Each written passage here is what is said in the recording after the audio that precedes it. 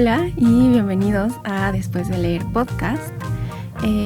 Hoy vamos a explorar libros, un libro en específico que me dejó pensando durante mucho tiempo y todavía lo sigo meditando y masticando de vez en cuando.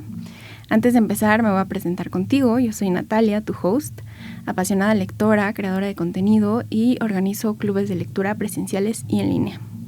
Como te decía, hoy vamos a hablar de un libro en específico y no sé si voy a lograr cubrir por completo la profundidad de esta historia porque es muy complicada. Voy a hacer mi mejor intento, pero antes de comenzar quiero que sepas que vamos a hablar de temas sensibles.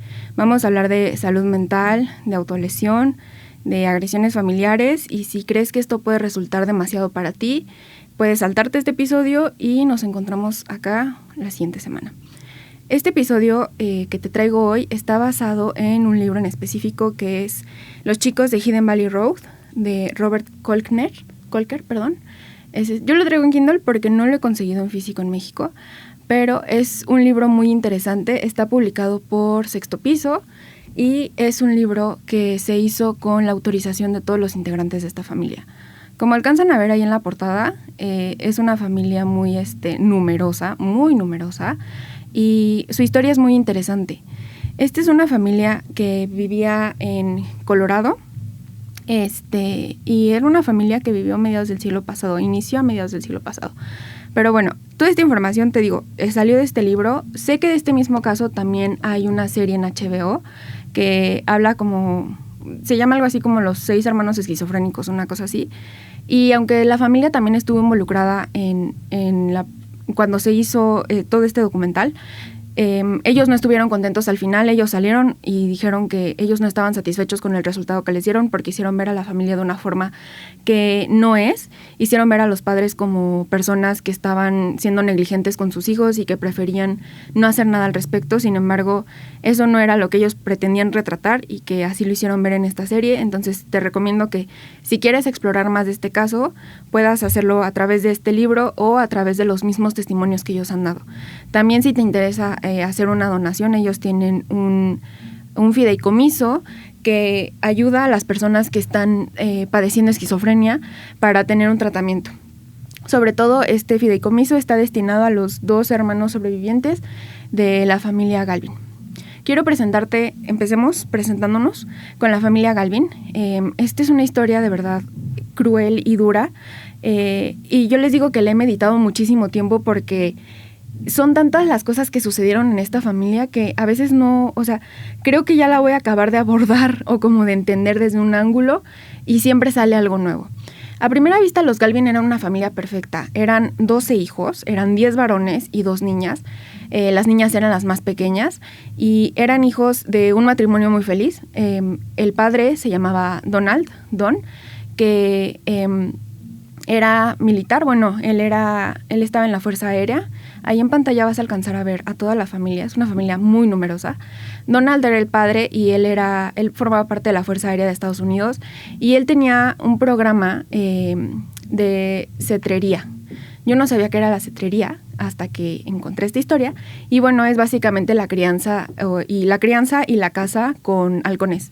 Se dice incluso que Donald fue quien propuso que la mascota de la Fuerza Aérea o como el animal que representa la Fuerza Aérea fuera el halcón, porque en este momento cuando él se integra, como que todo estaba muy abierto para que la gente sugiriera, la gente opinara. Donald era un hombre muy guapo, o sea, todo el mundo lo veía y era como toda esta belleza americana, o sea, la quijada muy marcada, los pómulos altos, la nariz muy bonita, una voz que decían que era así como súper suave pero profunda, que lograba convencer a cualquier persona de todo y era muy deportista, era muy exigente, como que se proponía cosas y las lograba. Y él conoce a Mimi, la madre de esta familia de los Galvin, en la preparatoria. Ellos se hacen novios y es una cosa súper importante para la vida de Mimi. Ella era una mujer muy, muy privilegiada. Ella venía de una familia tejana que tenía mucho dinero, o sea, mucho, mucho dinero. Y ella siempre, para ella fue muy importante como este estatus social y este lugar dentro de la sociedad. No tanto la riqueza como el estatus. Entonces, cuando ella conoce a Donald, ellos como que ella estaba muy a disposición de él y al punto tal que era como de que ella no decidía tanto cuál era su carrera o qué iba a estudiar en la universidad, porque lo más importante era lo que quería Donald. O sea, si él se iba a ir a esa universidad, ella iba a estar ahí para aplicar a la universidad que él mismo, o ella iba a estar ahí para estar cerca de él. Ellos fueron novios durante mucho tiempo, o sea, mucho tiempo, eventualmente se casaron, y cuando ellos estaban en esta toma de decisión de qué estudiar en la carrera, qué estudiar en la universidad, ella le dice a él como que, ¿por qué no te haces abogado? O sea, creo que si te haces abogado va a ser muy buena opción para nuestra familia, o sea, como que a nivel de estatus, económicamente nos va a ayudar muchísimo. Y ella intenta de convencerlo, pero no lo logra, y entonces él decide meterse a la Fuerza Aérea. Cuando él entra a la Fuerza Aérea, estábamos en un periodo de la Segunda Guerra Mundial, entonces, imagínense, él justo... O sea, cuando él se mete, no sé si no dimensiona la gravedad de esta decisión, pero para él el proceso de pensarlo fue yo voy a estudiar ahorita, voy a estar ahorita como militar, voy a irme a hacer esto, pero eventualmente cuando regrese va a ser el ejército quien pague por mi educación superior y por estudiar derecho, entonces tú no te preocupes. Él se enlista y 2 semanas antes de tener que irse, recibe una carta con 3 palabras que dice, es niño. Y entonces ella le anuncia a él que está embarazada, que están esperando a su primer hijo. Y pues para ellos es una emoción súper grande porque anhelaban muchísimo tener una familia. A lo mejor esta no era como el primer proyecto de vida que habían formado juntos, pero lograron verlo más allá de eso. Entonces ellos tienen a su primer hijo que también se llama Donald. Ellos viven en Colorado, ellos compran una casa, les empieza a ir bien eventualmente, compran una casa muy grande en la calle Hidden Valley Road, en Colorado Springs, y así fue que empezó esta familia de 10 hijos y 2 hijas. Mimi, por otra parte, ella era una mujer súper culta, era una mujer muy estudiada. Como venía de una familia muy adinerada, ella siempre tuvo acceso a mucha educación. Entonces, ella tenía mucho conocimiento en cuanto a música, en cuanto a pintura, animales, vegetación. Ella era una persona muy interesante, era amante del ballet. Ella, en primer lugar, se veía como siendo bailarina, yéndose a Nueva York a estudiar ballet, a vivir como esta vida más movida, llena de cultura, llena de arte, como una vida vibrante, hasta que conoció a Don, y entonces pues la vida cambió por completo para ella y se convirtió en madre. Y no por esto que te estoy diciendo como que fue una sorpresa que ellos se convirtieron en padres, significa que fueron malos padres. La vida de los Galvin empezó así, como muy repentinamente, pero pues no fue hasta que empezaron a crecer sus hijos que todo se empezó a manifestar. Los Galvin tuvieron muchos hijos, tuvieron 12. Mimi pasó básicamente 15 años embarazada, o sea, muchísimo tiempo.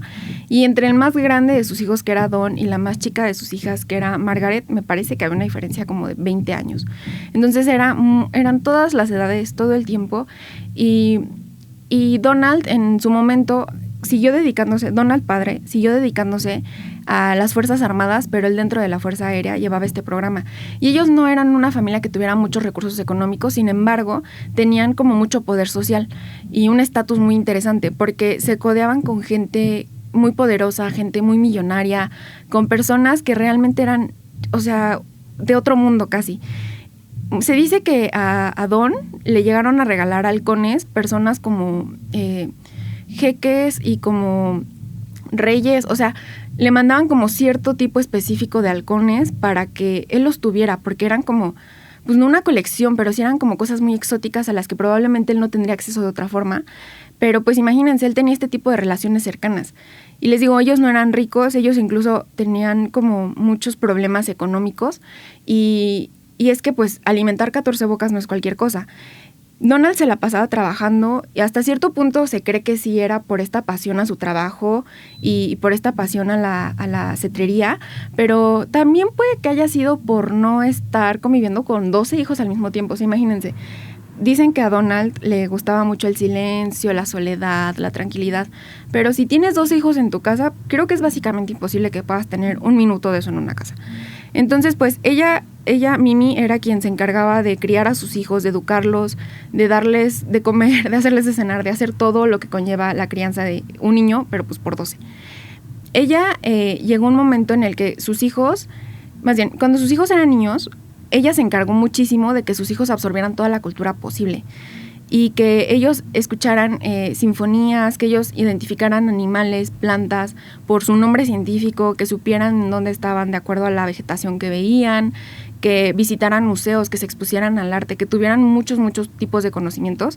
Y eso era muy interesante con ella porque les estaba dando a sus hijos no nada más la crianza que necesitaban, sino también les estaba dando mundo a través de lo que ella ya conocía. Sus hijos crecieron bastante bien y fue hasta que la adultez empezó a llegar que el caos, la violencia y la enfermedad mental se manifestaron. Dawn, les digo, se la vivía atrapado en su trabajo y pasaba muy poco tiempo con su casa, mientras su esposa luchaba por mantener el control de toda la familia. Era muy complicado. Los hijos crecieron entre muchas tensiones y estaban intentando encajar como en una normalidad que parecía imposible. De todos estos hijos, los 6 que tuvieron esquizofrenia fueron 6 varones. Y el primero de ellos fue el mayor de los hijos, que fue Donald. Ahí en la foto lo alcanzan a ver como Jim, etiquetado como Jim porque ese era su apodo. Él fue el primero en manifestar la esquizofrenia con un comportamiento errático de la noche a la mañana. Él empezó a perder como la noción de las cosas. Él empezó a tener muchas heridas, empezó a tener como muchas manifestaciones extrañas de heridas físicas. Él visitaba muchísimo la enfermería de su universidad. Él durante mucho tiempo estuvo saliendo con quien... Él era la estrella de fútbol de su universidad. Y estuvo saliendo durante mucho tiempo con la líder de las porristas, que resultó ser la hija del jefe de su papá. Y fueron pareja durante, ya saben, creo que toda la prepa y un pedazo de la universidad, porque él de repente empieza a tener estas afectaciones de salud mental y ella, yo me imagino que desde la ignorancia, termina con él. Él no lo sabe manejar y empieza a hacer todo por recuperarla. Ella se llamaba Marily y empieza a hacer todo por recuperarla, pero no logra hacer nada. Cuando él pierde esta relación, creen los psiquiatras que lo trataron, que esto pudo haber sido uno de los detonantes que hiciera que él tuviera como más brotes muy agresivos y muy fuertes y muy repentinos. Él en ese momento perdió literalmente todo su dinero para tratar de recuperarla. No le alcanzaba para pagar la renta, lo echaron de la casa donde vivía. Él no se sentía con la capacidad de pedir ayuda a su familia porque pues él ya había decepcionado a su novia y ¿cómo iba a ser posible que él también decepcionara a sus padres? O sea, si él era el hijo mayor, el hijo que tenía las expectativas por los cielos porque era súper prometedora su carrera como deportista, como estudiante. Entonces él se sentía como en este acorralamiento de no poder decepcionar a las personas y él lo empieza a perder todo.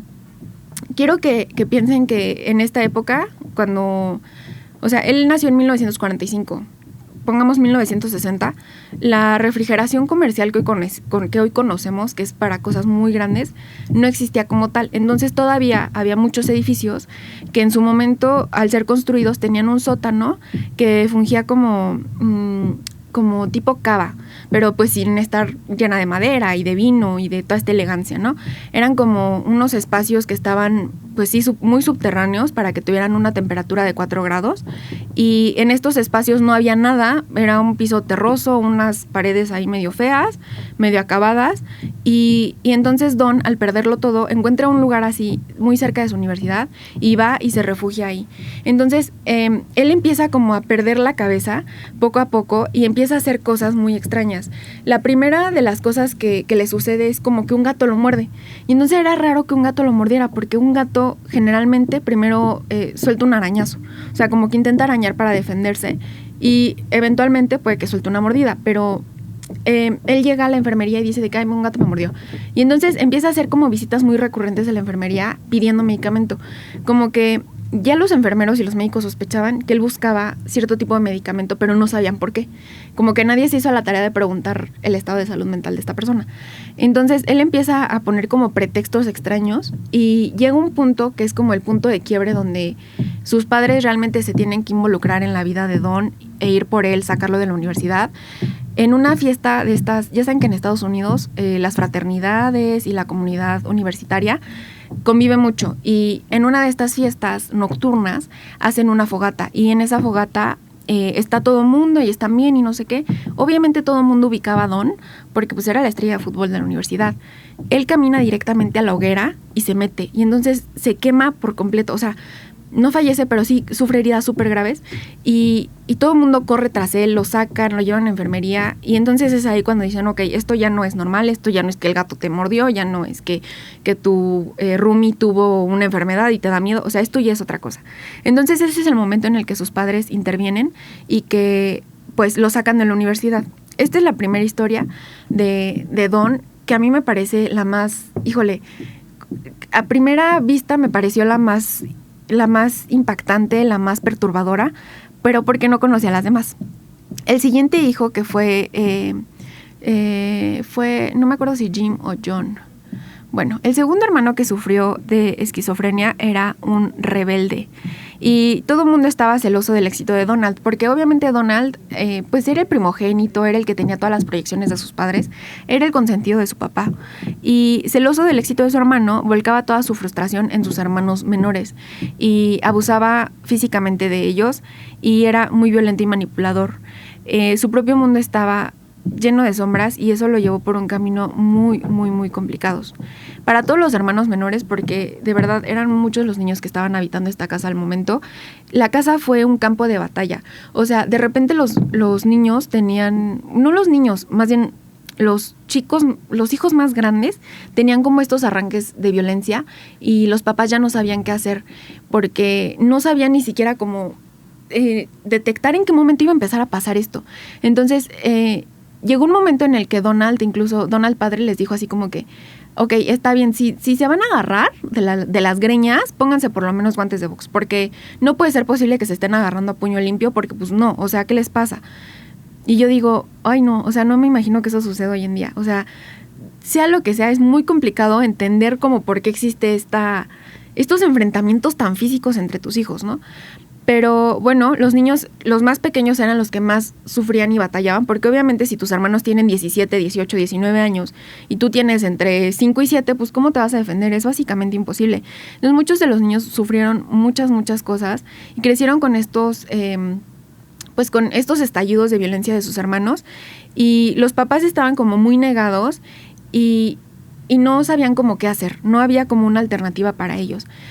Entre que sus papás estaban negados y que esto podía pasar en cualquier momento, ellos empezaron a perder también la razón, pero pues era cosa como de esperarse. La esquizofrenia para esta familia, para los Galvin, fue una enfermedad devastadora que no se manifestó simplemente en alucinaciones, sino también en delirios y en pensamientos muy desorganizados. La esquizofrenia, suele manifestarse en la adolescencia tardía o en la adultez temprana. Pero imagínense entonces que pues todos ellos estaban como muy pegaditos en edades, entonces a todos de repente les empezó a pegar y nadie sabía bien qué era. El primero en ser diagnosticado fue Donald, el más grande de los hermanos, y su descenso hacia la locura, porque de verdad él se desconectó del mundo, fue muy rápido y fue aterrador para todos, porque él aseguraba que la CIA lo perseguía. O sea, él de repente llegaba a la casa y llegaba corriendo y decía, me están persiguiendo, es la CIA, vienen por mí, y nadie sabía qué hacer, y les decía de que todos al piso, nos están disparando. Todos se tiraban al piso. Pasaba un momento y silencio absoluto, no estaba pasando nada, pero eran las alucinaciones que él escuchaba, que él vivía y que no sabía qué hacer. Él también escuchaba voces que le ordenaban hacerse daño, y él llegó incluso al extremo de intentar envenenar a su esposa para deshacerse de ella porque las voces se lo pedían. Después de esto, el caso de Jim fue muy paranoico, al punto tal que él se volvió muy peligroso para todos. Como les decía, solamente había 2 niñas dentro de esta casa y eran las más pequeñas, y lamentablemente ellas fueron víctimas de abuso de parte de su hermano Jim. Margaret y Lindsay fueron violentadas durante mucho tiempo y nadie decía nada. Incluso él, después de haberse independizado y de vivir en su casa, él abusaba de su esposa Kathy, y él pensaba que era acechado por lobos y que él controlaba el clima. O sea, sus alucinaciones llegaban a ese punto. Después de esto, Brian, que era el cuarto de los hijos, parecía que se había escapado de la maldición por completo, hasta que un día se muda a California y él empieza a perseguir el sueño de dedicarse a la música y de tener una banda. Pero su historia terminó muy mal porque en uno de estos brotes asesinó a su novia y luego se quitó la vida. Y él nunca pudo ser diagnosticado formalmente porque esto sucedió, pero por el comportamiento que él tuvo y las manifestaciones que se dieron durante su vida, pues pensaban que él también estaba en un caso severo de esquizofrenia. O sea, ya estaba muy, muy, muy mal él. Y los hermanos más jóvenes tampoco se libraron. Matthew, que aquí lo alcanzan a ver en la foto, era uno de los más peques. Se creía que él era Paul McCartney. Él todo el tiempo creía que era Paul McCartney y, miren, ahí alcanzan a ver a Matthew. Está entre Peter y Mark. Y que él tenía el poder de controlar los semáforos. Entonces, imagínense, o sea, cuando él manejaba, todas las cosas que pudieron haber sucedido por volarse un semáforo. Y Joe, que era un poco más grande que él, vivía con el miedo constante de sus propias alucinaciones.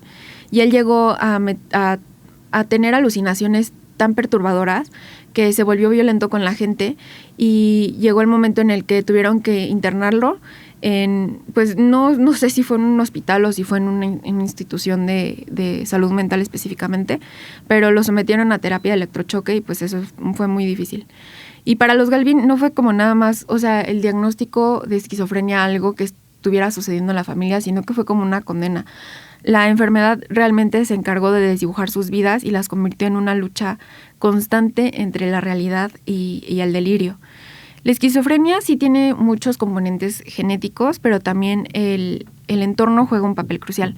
Al momento que la familia Galvin estaba pasando por todo esto, había 3 grupos, como 2 o 3 grupos de médicos que afirmaban distintas cosas del origen de la esquizofrenia y de cómo daba. Algunos afirmaban que era simplemente por el entorno, o sea, que tenía que pasar un suceso traumático que iba a ser lo que te detonara que tuvieras esquizofrenia. Y por otro lado, había médicos que decían que no, que era únicamente genético, no necesariamente hereditario, como que si tu abuela lo tuvo, tú también lo vas a tener, sino como que hay una mutación dentro de los genes que eso va a hacer que sufras de esquizofrenia. Y había un tercer grupo que decía que podía haber sido como una mezcla de estas dos cosas.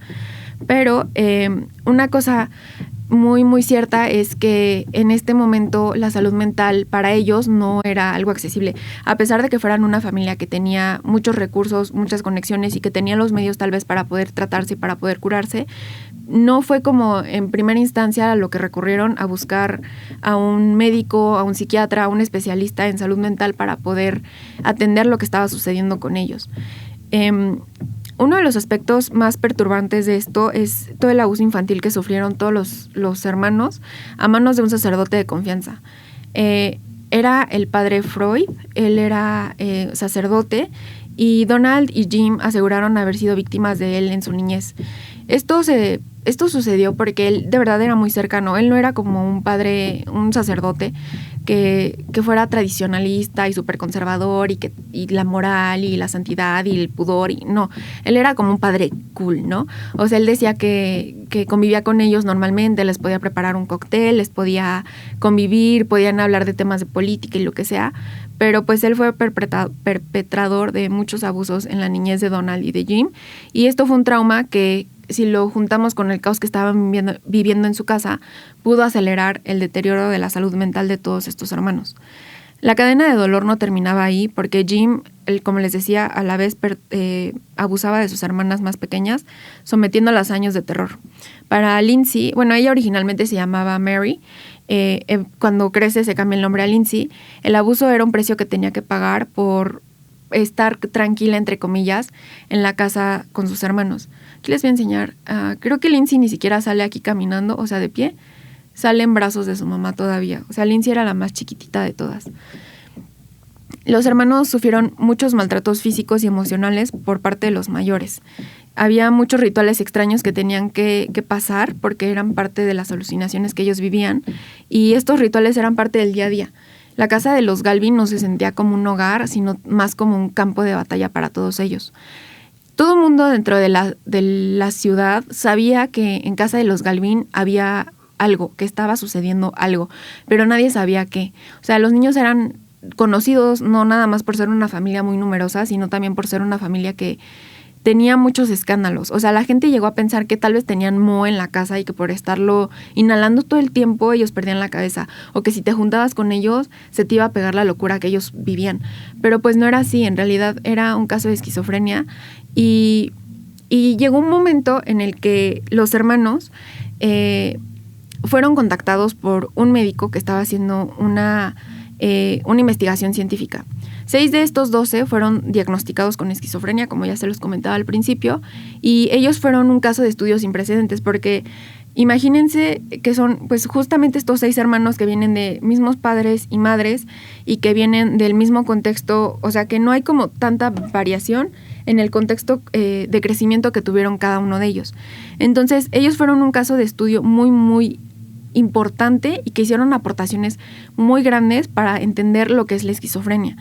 No sabíamos en ese momento si era meramente genético o si el ambiente familiar también era el que jugaba un papel decisivo para ellos. Durante mucho tiempo, literalmente décadas, los investigadores recolectaron muestras de sangre, escanearon cerebros y analizaron muchos datos genéticos para poder entender qué pasaba con estos hermanos. Descubrieron que los hermanos compartían ciertos marcadores vinculados a la esquizofrenia, pero también el trauma y el abuso influyeron muchísimo en el desarrollo de la enfermedad. El caso de los Galvin realmente ha sido un caso que ha cambiado la perspectiva y la comprensión sobre esta enfermedad y ha demostrado que es el resultado de una compleja relación entre biología y ambiente. Quiero que también consideren ustedes que actualmente tenemos representaciones, sobre todo en películas, de la esquizofrenia como una cosa extraña. O sea, y afortunadamente ahora que tenemos acceso a redes sociales y que tenemos internet y que tenemos tanta información al alcance, es muy fácil entender o tratar de entender, acercarnos a la perspectiva de las personas que viven con esquizofrenia. Si ustedes tienen mucha curiosidad, yo lo que hice fue meterme a X, a Reddit y buscar como foros de personas que viven con esquizofrenia. Incluso en TikTok hay muchos videos. Y esto se los digo para que vean esta perspectiva desde realmente quien está padeciendo esta enfermedad, porque, por ejemplo, si pensamos en alguien con esquizofrenia, pensamos en el Joker y pensamos en personajes que sí tienen como arranques de ira y arranques de violencia y lo que sea, pero actualmente las personas que sufren esquizofrenia ya ni siquiera son personas que realmente sean violentas, son personas que son muy vulnerables y que pueden estar incluso expuestos a que les pasen muchas cosas porque no alcanzan a distinguir lo real. Hay ya en estos momentos perros de servicio que ayudan a detectar a las personas con esquizofrenia si están teniendo alucinaciones. Hay un video muy específico en TikTok de un chico que tiene esquizofrenia. Él es joven, tendrá menos de 30 años o tal vez 30 años, y él empieza a ver cosas mientras cocina. Entonces, imagínense que ustedes están en su casa un jueves 8 de la noche preparándose la cena y saben que están solos y de repente empiezan a escuchar pasos. Yo me voy a asomar, o sea, por más que esté sola, voy y me asomo. Aunque sepa que me encerré, aunque sepa todo, voy y me asomo. Y esto le pasa a este chico, él empieza a escuchar pasos y va y se asoma y no entiende qué es lo que está pasando. Y entonces el perro que tiene servicio escucha, baja y él tiene un comando con el perro que es saluda, le dice saluda. Si el perro no saluda y se queda sentado y lo voltea a ver, él sabe que es una alucinación que está teniendo y que él sabe cómo tiene que proceder para evitar que esta alucinación o esta visión que está teniendo pase a mayores. Pero ha sido cosa de muchos años de estudio. Entonces, quiero que tengan esta perspectiva de cómo tenemos un factor muy importante que es el estigma que hay sobre las personas que padecen ciertas enfermedades de salud mental, que al momento que realmente las aterrizamos a lo que está sucediendo, a la realidad, al contexto social que ahora vivimos, no es como lo vemos en las películas, no es como lo vemos en las series. Sí, son muchos los factores que influyen, pero también son muchos los factores que se pueden controlar y que pueden ayudar a una persona a tener una vida digna. Esto se los quería comentar porque a mí me abrió muchísimo los ojos leer este libro y más allá de simplemente leerlo, también el hacer un acercamiento a las personas que actualmente están padeciendo esquizofrenia, porque claro que no es lo mismo haber vivido esto en los 60, 70, 80 a estarlo viviendo ahora en 2025. También algo que olvidé mencionar y que es muy, muy, muy importante en este caso de la familia Galvin, es que ellos tenían se llama agnosia, ahorita les voy a decir cómo se llama. Ellos padecían otra cosa que también era un factor decisivo para que ellos no alcanzaran a distinguir que tenían esta enfermedad. O sea, no era simplemente negación lo que ellos estaban viviendo, sino que es un síntoma que te hace no identificar que tú estás enfermo. O sea, así como hay mal desarrollo de las amígdalas que no te permiten identificar emociones, ellos tenían este síntoma, no me acuerdo del nombre, ellos tenían este síntoma que los hacía no entender lo que estaban pasando, no entender su enfermedad, el no entender los síntomas que estaban viviendo, y obviamente esto hace mucho más difícil el diagnóstico de la esquizofrenia. Incluso hoy en día es muy complicado diagnosticarla porque no es tan común, solamente una de entre 100,000 personas la padece y se tienen que pasar por muchos estudios antes de que se llegue a un diagnóstico certero. Porque yo incluso cuando leí este caso, o sea, hay síntomas que puedes confundir con incluso TDA. O sea, el que tengas pensamientos desordenados, el que se te olviden las cosas. Entonces no es sencillo diagnosticar la esquizofrenia y mucho menos es sencillo tratarla. Déjenme ver si encuentro aquí el término que les comentaba, porque sí es una cosa, incluso yo nunca la había escuchado, que ellos la habían, que ellos se las detectaron. Y eso fue lo que imposibilitó durante muchísimos años que ellos fueran tratados propiamente. No lo encuentro. Pero bueno, si lo encuentro, se los voy a dejar aquí abajo en la descripción para que ustedes también puedan consultarlo. En estos momentos ya nada más quedan vivos 2 de los hermanos de estos 6 que padecían esquizofrenia, y como les comentaba al principio, ellos tienen un fideicomiso para ayudar a tratar con su enfermedad y las investigaciones que se tienen que hacer, porque no ha sido nada sencillo. Este conocimiento que afortunadamente ellos proporcionaron para la comunidad médica no nada más los benefició a ellos, sino también ha beneficiado a muchos jóvenes, a muchas personas que afortunadamente siguen viviendo y viven una vida digna porque ellos hicieron la contribución durante mucho tiempo para entender cómo es que ellos mismos se ponían incluso en riesgo. Matthew y Joe son los que siguen vivos al día de hoy. Y a pesar del dolor, la historia de los Galvin ha sido una historia de fortaleza. Es ahora Lindsay, la menor de las hermanas, la que se ha convertido en guardiana y protectora de sus hermanos durante los últimos años. Ella también formó una familia, ha criado a sus hijos y ha estado trabajando muchísimo para romper el ciclo de trauma que vivió en su infancia. Su hija, la hija de Lindsay, ahora está estudiando la esquizofrenia con la esperanza de continuar el trabajo que iniciaron en su familia gracias a los hermanos de su madre. Los Galvin nos han dejado un mensaje muy poderoso. La enfermedad mental sigue siendo un desafío enorme, pero la compasión y el entendimiento pueden marcar la diferencia. Su historia es un recordatorio de la importancia de mejorar el acceso a la salud mental, impulsar la investigación y, sobre todo, tratar a quienes sufren de estas condiciones con la empatía que merecen. Al final del día, la historia de los Galvin no es nada más sobre esquizofrenia, sino sobre el amor, el dolor y la resiliencia humana que esta familia nos ha demostrado. Cuando se hizo este libro, incluso la mamá de los Galvin, Mimi, dio su consentimiento para que esta historia fuera narrada, para que fuera puesta allá afuera y para que la gente pudiera tener más conocimiento sobre ella. Yo te invito a que, si ya terminaste de escuchar este episodio, si llegaste hasta acá, investigues más al respecto. Si quieres leer este libro, te lo voy a dejar también abajo. Este libro está publicado en español por Sexto Piso. Yo no lo he encontrado físicamente, me parece que es una edición de la que se imprimieron pocas copias, porque me ha costado mucho trabajo dar con ella, pero sí creo que es importante que tengamos también este acercamiento a la salud mental desde un caso real. Te traje este libro no nada más por lo impactante y lo mucho que he pensado en él durante tanto tiempo, sino porque también me parece que está escrito de muy buena manera. A veces pasa que los casos reales, cuando son llevados a la literatura, pecan de ser demasiado narrativos, o sea, de llevar un orden cronológico de las cosas y de no contarnos las cosas de una forma más digerible. A mí me ha pasado que leo casos reales de alguna otra cosa y se me hace muy complicado porque me están contando todo como si yo estuviera viendo un noticiero larguísimo y estuviera queriendo entender las cosas en el orden que sucedieron. Y a veces no es así. En este libro empezamos con un pasaje muy específico de Mary, que ahora se llama Lindsay, y de Donald, en el que ella estaba tratando pues de deshacerse de su hermano, porque ella ya no sabía qué hacer con él porque era demasiado amable y eso ella tenía 7 años, él tenía 27, eso a ella la desconcertaba. Y en las alucinaciones de Don, él pensaba que como ella se llamaba Mary, ella era la Virgen María.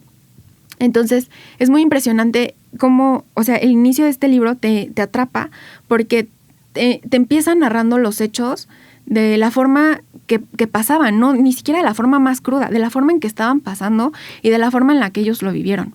Como les decía, este libro fue pedido hasta cierto punto por las hermanas Lindsay y Margaret para que ellas pudieran contar su versión de los hechos, ellos pudieran contar realmente la historia que ellos estuvieron viviendo. Pero bueno, eso es lo que te quería contar el día de hoy. Espero que te quedes masticando esta historia tanto tiempo como yo, porque de verdad, por más lados que le veo, es cada vez más complicado entenderlo y entenderlo desde el lugar que ahora creo que la salud mental afortunadamente se dialoga muchísimo y que todos tenemos este acceso a decir, puedo pedir ayuda, puedo, o no todos tal vez, pero sí la gran mayoría, puedo pedir ayuda, puedo ir al psicólogo, puedo hablar con alguien, puedo encontrar un espacio seguro para mí y que ellos no lo tenían. O sea, para mí esta evolución que ha sucedido habla muchísimo de cómo estas nuevas generaciones hemos hecho el trabajo de abrirnos desde la empatía, desde el amor, desde el cariño, desde la paciencia a muchas otras cosas. Ellos lamentablemente lo vivieron de una forma muy complicada, pero pues ahora ellos han sido un ejemplo para muchas personas y han sido un parteaguas en el entendimiento de esta enfermedad. Te invito a que te suscribas a este canal, a que me sigas en Spotify si te han gustado los episodios que has visto o has escuchado aquí. También a que me sigas en redes sociales. Me puedes encontrar como Después de Leer en todos lados. Y en Substack tengo un blog en el que hablo un poco más a detalle de los libros que leo. Te los voy desmenuzando un poquito. En el podcast procuro no hacerlo de un solo libro, pero es que me exigía que fuera así, que fuera un solo episodio para ellos, porque no iba a poder acabar de hablar de esta historia. Dejé muchas cosas allá afuera, pero si tienes la curiosidad, échate este libro. No veas el documental de HBO, por favor, porque no es bueno. Pero bueno, si me quieres seguir, en Substack me encuentras como Notas entre Páginas, así se llama mi blog. Y pues te espero aquí la siguiente semana. Muchas gracias.